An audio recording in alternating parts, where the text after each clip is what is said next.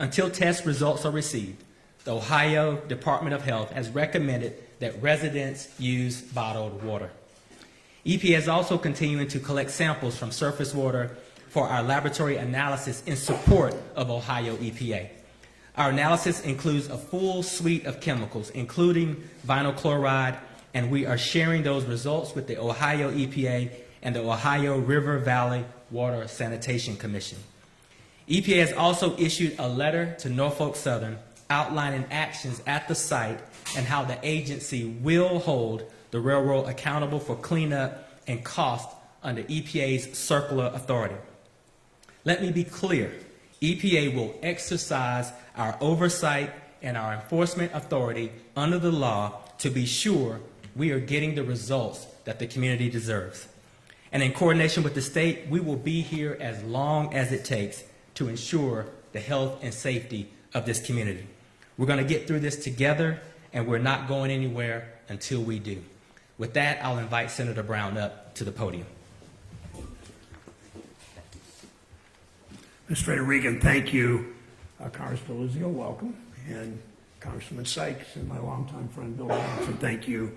And Administrator, thank you. Director of the Ohio EPA and Vogels, thank you for the work that, and I've been very impressed with how the two EPAs have worked so well together.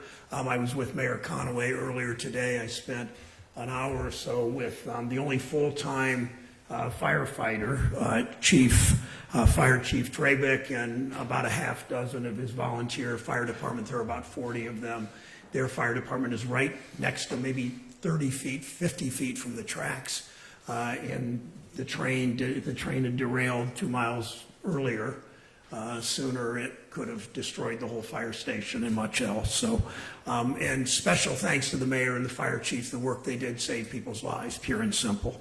I want to thank Ann Vogel, the head of Ohio's EPA, and the EPA employees, both the state employees, the EPA, and the federal employees of the EPA, for coming in here and spending every day in the last 2 weeks.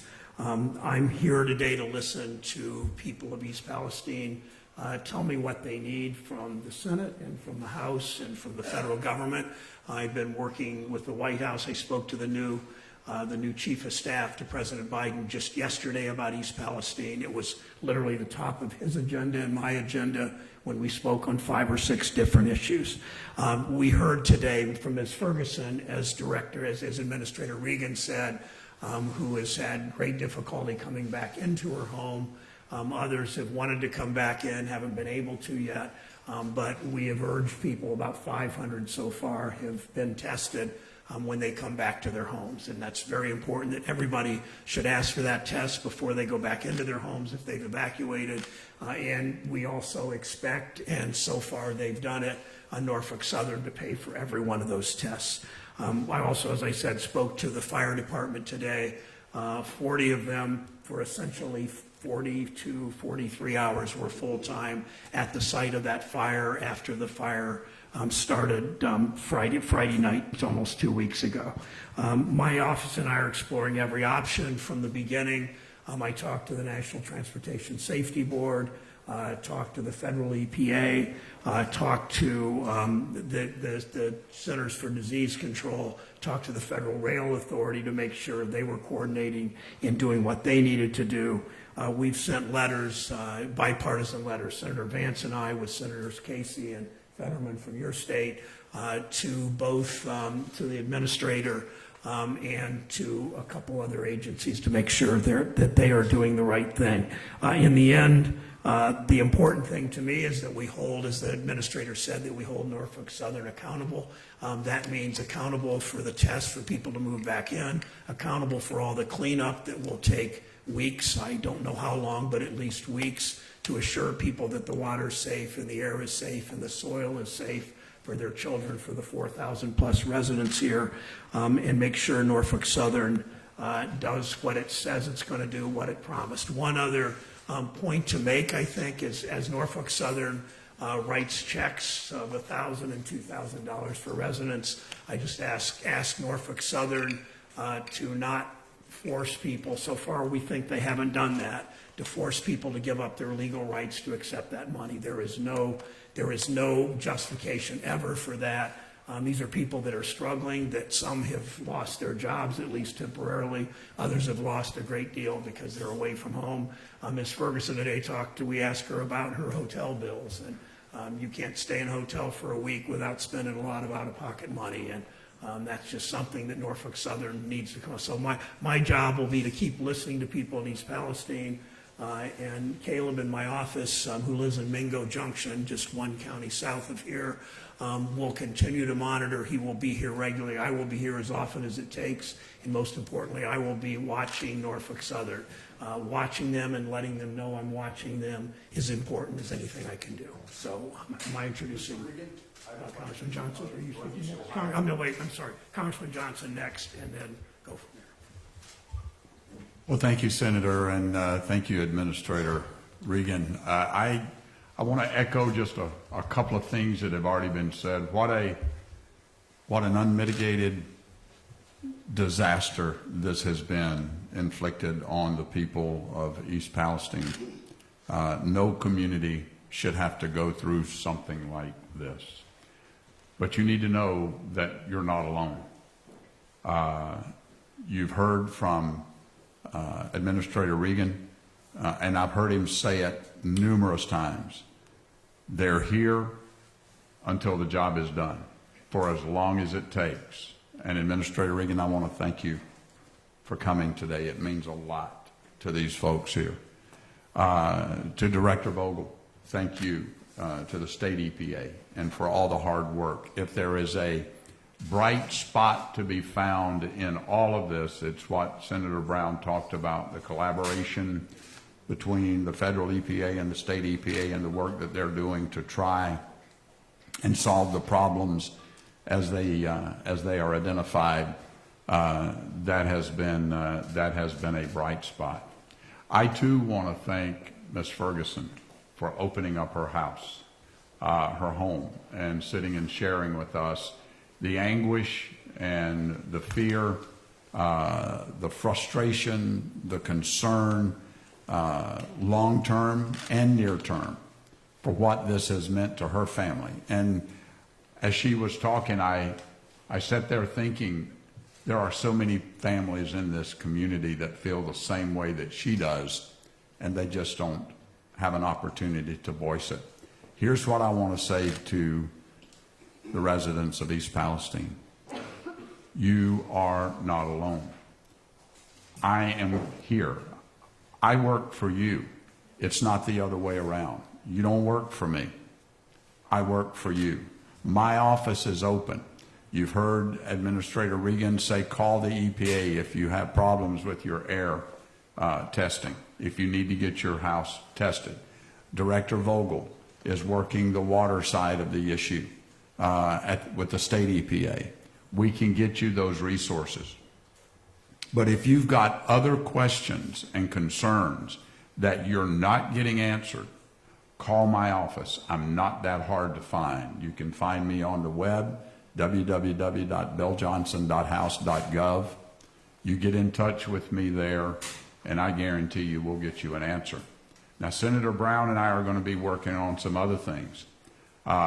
Once the National Transportation Safety Board report comes out and we find out what caused this thing, we think that we have good ideas about what caused it.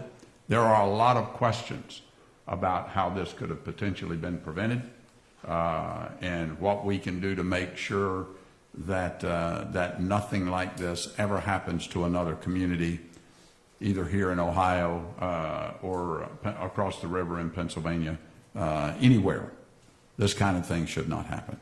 So thank you folks for coming out and covering this today, helping us to get the message out to the residents of East Palestine.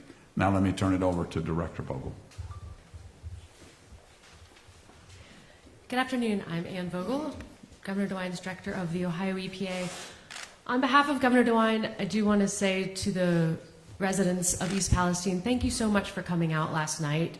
Thank you for sharing your concerns. Thank you for listening to us explain science and test results and the nerdy stuff. We had a lot of good conversations, and as everyone has said here, please know that you're heard. I've got a whole team here Governor DeWine's cabinet officials are here. I'm here on behalf of Governor DeWine. We really appreciate Administrator Regan being here with a lot of his team as well. Administrator Regan has been talking all day about taking down barriers to residents getting help, and that is just the right message. That is consistent with the conversation I know Governor DeWine had with Administrator Regan, but also President Biden this morning. So this morning, the governor did talk with President Biden. He has requested assistance from the CDC.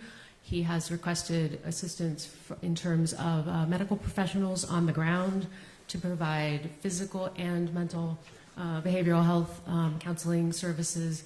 So that request was formalized just a little bit ago. So please, you can find that in the news as well. I want to say thank you to the Ohio EPA team who has been on the ground since the accident. They're doing a phenomenal job. They're keeping a close eye on the railroad, on the recovery efforts. Remember that this is the emergency phase. We're getting the contaminated soil and water off the ground and away from you. That is what's happening right now. We are not going anywhere. The remediation phase is next, and it will take as long as it takes. So please, epa.ohio.gov. We're posting all of the sampling results that we get.